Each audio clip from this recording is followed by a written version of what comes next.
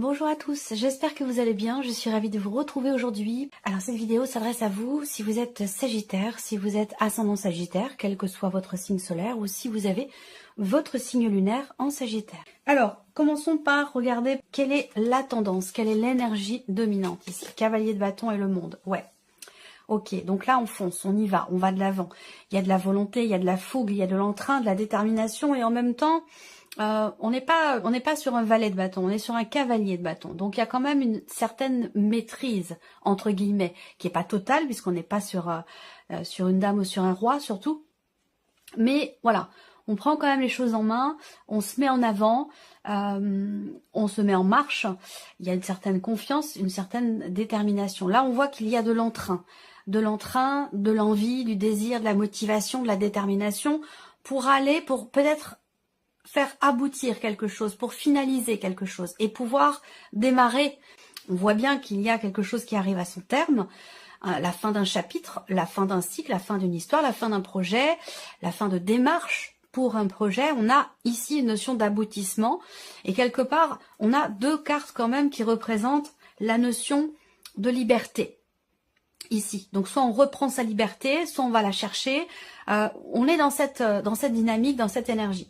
Le monde, c'est vraiment l'idée que on a quand même, d'une part, la notion d'achèvement, la notion d'aboutissement, mais aussi la notion quand même de fin de cycle qui est très importante. Ici, cette carte-là, c'est vraiment l'idée qu'il y a quelque chose qui se réalise, qui aboutit, et qui du coup arrive à son terme, va laisser place à quelque chose d'autre, à quelque chose de nouveau. Alors, on va voir comment ça se présente dans votre tirage. Commençons par la vie émotionnelle et sentimentale. Alors, vie émotionnelle et sentimentale avec ici le petit, le normand, un mouvement ici. Bon, il y a une fluidité.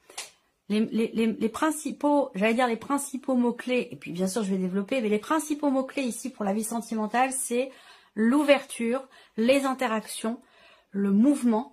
Et ici, on a quand même la carte du cœur qui parle d'amour, qui parle de sentiments, de bien-être aussi, de réjouissance.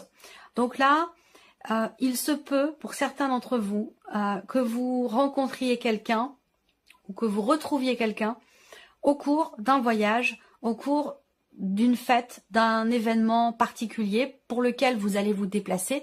Et il se peut qu'il y ait une grande joie, une réjouissance, voire même peut-être une rencontre ou des retrouvailles avec quelqu'un que vous aimez beaucoup. Il se peut simplement que là, il y ait un voyage pour retrouver une personne que vous n'avez pas vue depuis longtemps ou pour retrouver la personne de votre cœur ou l'amour de votre vie. Voilà. En tout cas, on a ici aussi, si je regarde les symboles de cartomancie, on a autre chose. Il y a cette idée ici d'être un petit peu perturbé. L'idée d'être fortement touché, affecté, tracassé par quelque chose qui est bloqué ou quelque chose qui semble être problématique, soit dans les ressentis, soit dans le vécu, bien sûr pour votre vie émotionnelle et sentimentale. Cette problématique, elle concerne justement un mouvement dans votre vie ou peut-être un voyage ou un déplacement. Peut-être pour voir ou revoir quelqu'un qui est quand même assez proche de vous, quelqu'un que vous aimez énormément. Alors je le rappelle, cette partie-là, elle est pour beaucoup d'entre vous dans la sphère sentimentale, mais comme c'est l'aspect émotionnel et sentimental, pour d'autres, ça parlera peut-être d'un autre relationnel qui est très important, familial, un relationnel parent-enfant ou un relationnel amical. Voilà. En tout cas, là, on voit qu'au niveau de la vie sentimentale, il y a quand même des interactions, il y a des ouvertures. Si vous êtes célibataire, là, pour moi, il y a quelque chose qui bouge, qui change dans votre vie sentimentale par rapport à votre environnement social, par rapport à un groupe d'amis, des personnes que vous fréquentez, avec lesquelles vous avez des interactions. On voit quelque chose qui bouge, qui change, et peut-être que là, voilà, je reviens sur cette idée d'une rencontre, d'un rapprochement, ou en tout cas, de grandes réjouissances, des émotions positives et bienveillantes, aussi bien dans les ressentis que dans ce qui est vécu. Donc comme je vous l'ai dit, pour certains ou certaines d'entre vous, il y a une situation qui est problématique pour vous. Il y a quelque chose qui vous tracasse, qui vous préoccupe et qui est fortement problématique. Donc on voit qu'effectivement avec le 10 d'épée, vous entrez dans le mois avec une problématique, un blocage, quelque chose qui vous tracasse, et pour d'autres, Et c'est une expression, quelque chose qui vous rend malade, sur lequel vous êtes vraiment focalisé. Donc on voit qu'avec le 10 d'épée, effectivement, vous avez beaucoup cogité, vous êtes beaucoup inquiété, il y a eu des peurs, il y a eu des doutes, il y a eu voilà, quelque chose d'assez difficile, d'assez éprouvant ou douloureux qui a été traversé. Vous arrivez au bout ici. Le 10 d'épée, c'est la fin. C'est la fin d'une situation, d'une énergie, d'une problématique, de quelque chose qui a été quand même assez compliqué à vivre ou compliqué à gérer. Alors, on regarde l'évolution. Eh oui, on a la carte du monde. Donc effectivement là, aboutissement, achèvement, fin de cycle. Là, il y a un départ ou un mouvement qui vous fait vous sentir bien, qui vous fait vous sentir accompli. Il y a cette notion de liberté aussi qui est là. Donc peut-être qu'on reprend sa liberté. Encore une fois, c'est une expression. Hein, on reprend sa liberté par rapport à une situation qui était extrêmement anxiogène, extrêmement perturbante. Voilà. Là, il peut s'agir effectivement d'un voyage, parce qu'on a le monde et le bateau ici, l'environnement, le changement. Donc là, peut-être que pour certains d'entre vous, on vous dit, eh bien, simplement, alors c'est pas forcément l'étranger, hein, mais ça peut être une autre région, ça peut être le fait de prendre le temps d'un week-end, d'aller s'aérer un petit peu, changer d'environnement, changer d'air, s'offrir de nouvelles perspectives, de nouvelles énergies pour se régénérer et pour aussi mettre les soucis de côté et se donner la chance aussi de pouvoir avoir de nouvelles interactions et de pouvoir rencontrer quelqu'un pour certains d'entre vous. Là, on a ici une forme de lâcher prise aussi. Pour certains ou certaines d'entre vous, plus particulièrement, je vais parler peut-être plus aux femmes ici et surtout aux femmes qui sont mamans. Il y a sur le plan émotionnel et par rapport à votre vie sentimentale, parce que les deux sont liés, il y a une forme de lâcher prise ici. Il y a une forme de lâcher prise, on prend ses distances par rapport aux enfants peut-être, où il y a ce côté ici effectivement où on lâche prise. On lâche prise et on se détache d'une situation ou de quelque chose qui a été quand même douloureux et compliqué à vivre. Donc il y a une notion effectivement de détachement, on a besoin de changer d'air ici. Voilà. Et ça va apporter quand même quelque part une forme d'équilibre sur le plan émotionnel. Ça va faire du bien. Et ça peut faire du bien aussi à votre vie sentimentale, à vous en tant que femme. Vous voyez, prise de distance et lâcher prise en tant que mère pour l'équilibre, l'épanouissement de votre condition de femme dans votre vie sentimentale. Voilà, comme ça que je perçois les choses. Alors, je continue. Vie active et professionnelle ici, donc vos activités, votre travail, vos recherches d'emploi, votre formation, tout ce qui est en lien en fait avec vos activités ou en lien avec votre vie professionnelle. Alors, dans le cadre pro, on voit qu'il y a un relationnel qui est compliqué, voire même pénible, ici. Une difficulté qui est rencontrée dans un relationnel avec une personne qui fait partie de votre entourage professionnel ou avec une personne qui s'occupe de votre situation ou de votre dossier. Là, on a quelque chose qui prend fin, ici. Hein. On a la fin d'une relation, la fin de quelque chose. Il se peut également que vous soyez ce mois-ci en difficulté, professionnellement parlant. Pourquoi ? Parce que votre associé, votre collègue de travail, la personne avec qui vous bossez en binôme, elle va se mettre en arrêt maladie, est en burn-out ou quelque chose comme ça. Et donc, finalement, peut-être que la charge de travail vous revient. Ça, c'est possible également. On peut parler effectivement de cette énergie-là ici au niveau professionnel. Ce que je peux voir aussi là, sur la sphère pro, c'est qu'il y a, dans un premier temps, on me parle de propositions. On me parle également de projets. Et que par rapport à ça, il y a des choses qui sont bloquées. Voilà. On va parler de blocage, on va parler de retard. Après, on a quand même ici, toujours avec les symboles de cartomancie, tout ce qui est en rapport avec des propositions, en rapport avec des projets, effectivement quelque chose qui bloque. Et on peut vous dire ici que il va d'abord être question de régler les problématiques qui sont rencontrées, de débloquer ce qui semble être bloqué pour pouvoir continuer de faire évoluer un projet ou une proposition à un moment donné qui est faite. Je ne sais pas si c'est vous qui faites une proposition ou quelqu'un qui est en face de vous, mais on va parler ici quand même d'avoir à régler finalement ce qui est à l'origine des retards ou des blocages dans le cas de certains projets. Alors, on continue. Regardons avec le tarot, vie active et professionnelle. 6 de denier. Alors, il est question d'une aide financière. Il est question d'un soutien. Donc là, On peut parler effectivement, alors c'est peut-être pas forcément votre collègue, hein, ça peut être vous qui vous mettez en arrêt de travail, en arrêt maladie, parce que voilà, vous vivez quelque chose de trop difficile dans la sphère professionnelle et qui peut très bien être sur un plan relationnel, c'est possible. Donc là, on a une dimension financière ici, par rapport au travail, à la vie pro, où on parle ici d'une aide financière, d'un soutien. Donc il y a peut-être un projet où il est question de faire des démarches peut-être pour obtenir une aide ou un soutien financier, que ce soit dans le cadre d'un arrêt maladie ou que ce soit par rapport à un projet. Là, on a le 3 de coupe. Donc c'est intéressant parce que le 3 de coupe représente ici le fait que il y ait soit une bonne nouvelle, soit quelque chose qui met dans la joie. Par rapport peut-être à de l'argent, par rapport à du financier. On a une notion de réjouissance ici, par rapport au fait que quelque chose change fondamentalement, ou par rapport à une situation qui prend fin ou qui s'arrête ici. Il y a peut-être un événement ou une date importante, quelque chose qui fait que, ici avec le 3 de coupe, on est quand même dans la réjouissance. On va regarder la dernière carte ici, le cavalier de coupe. Ok. Cavalier de coupe ici, c'est une carte de mouvement. C'est une carte de mouvement, donc on va quelque part, on va dans quelque chose, on va vers quelque chose. Et ce cavalier de coupe, il va vers où? Il va vers ce qu'il a toujours souhaité au plus profond de lui. Voilà.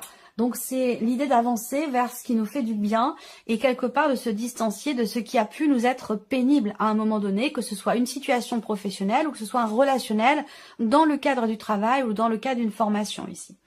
On va de l'avant, on va vers ce que notre cœur nous souffle quelque part. On suit ses émotions, ses ressentis, ses intuitions, et on va dans une direction qui, évidemment, potentiellement, nous fait du bien. Il y a vraiment ici quelque chose qui se remet en mouvement dans la sphère professionnelle. Est-ce que c'est par rapport à une dimension financière ou par rapport à peut-être une bonne nouvelle concernant la fin d'une situation, concernant une finalité ou dans quelque chose qui change fondamentalement par rapport à une situation pénible ou difficile. Alors, on continue. Ici, on a l'aspect matériel et financier pour vous, amis Sagittaires. Et donc, bien sûr, les poissons qui représentent l'argent, les mouvements d'argent, les transactions, les projets également. Ça représente votre trésorerie, votre situation financière. Là, il y a ici la banque.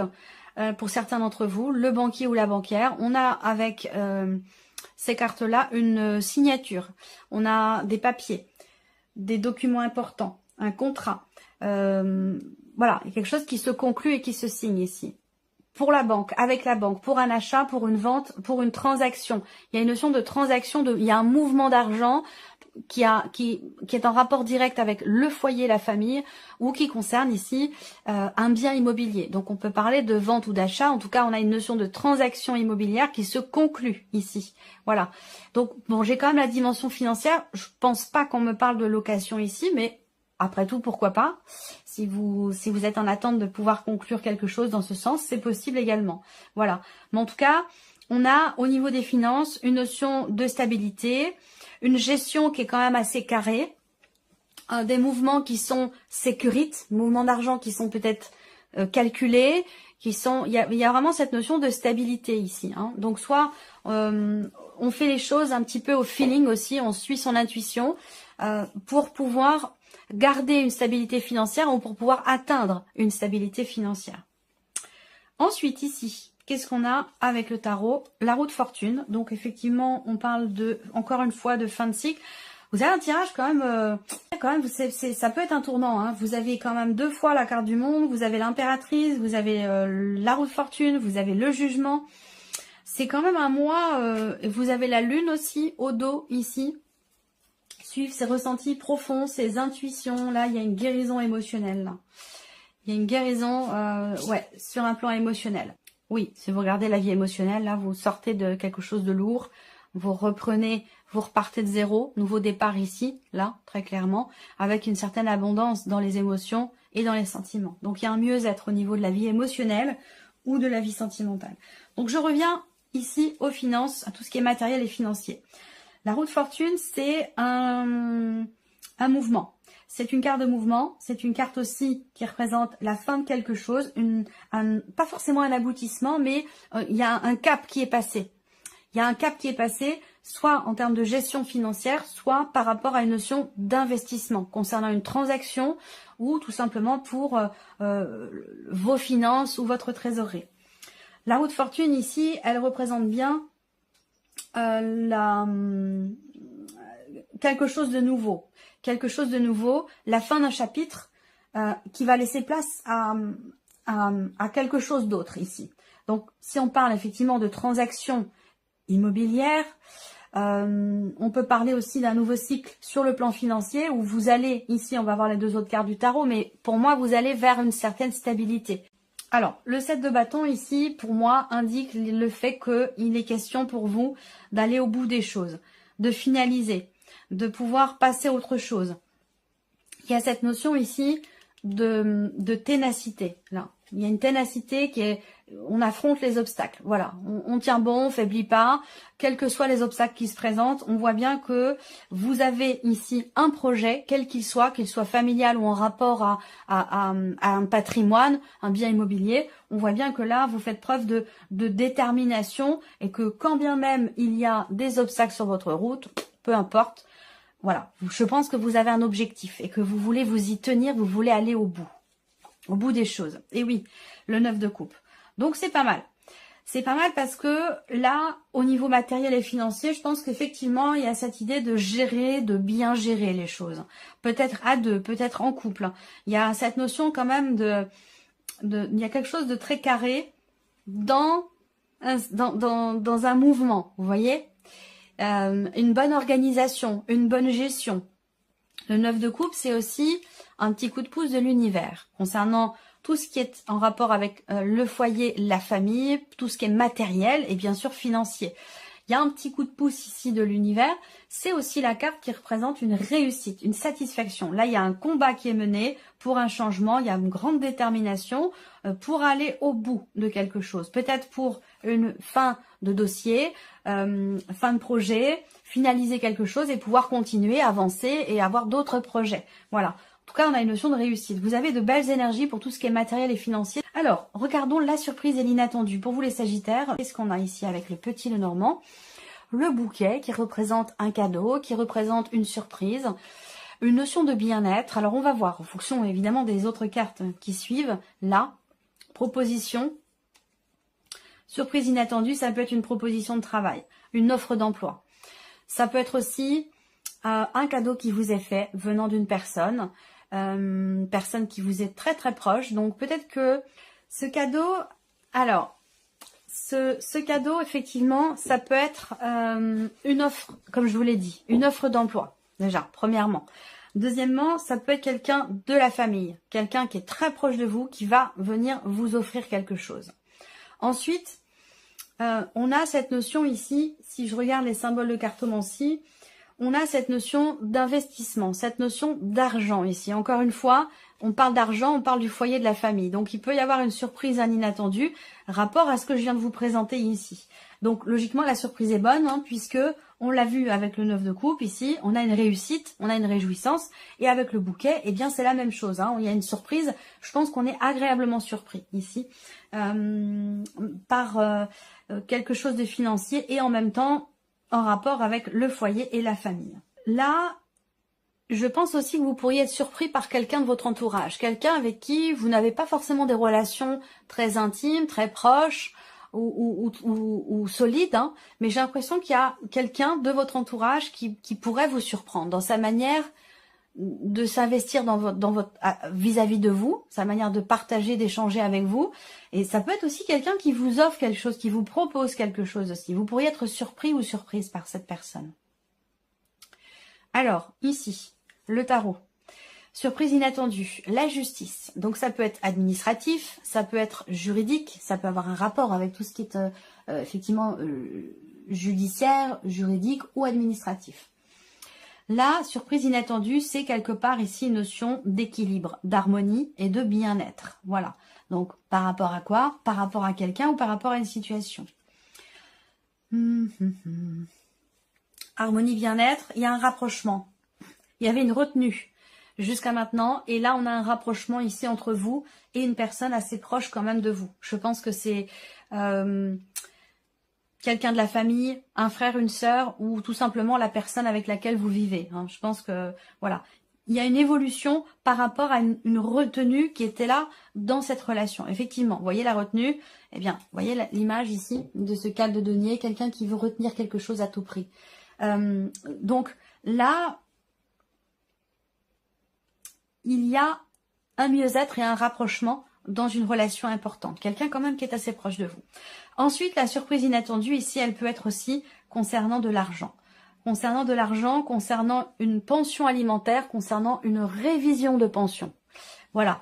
Il y a quelque chose qui va dans ce sens, je pense. Où on voit quelqu'un qui est un petit peu, soit qui est en difficulté financièrement, soit c'est quelqu'un qui est un petit peu près de son argent. Voilà.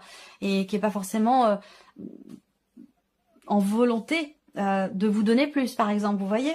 Pour moi, effectivement, il y a une révision de pension. Ça me parle d'une avocate, ça me parle d'une personne, en tout cas, spécialisée dans son domaine.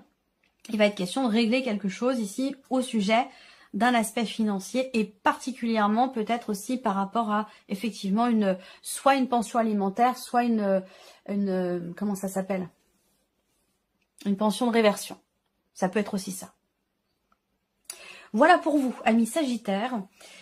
J'espère que cette vidéo vous a plu, que ce tirage résonne en vous. Je vous remercie beaucoup de votre écoute, de votre présence, de votre fidélité pour beaucoup d'entre vous. Puis on se retrouve très bientôt pour les prochaines vidéos.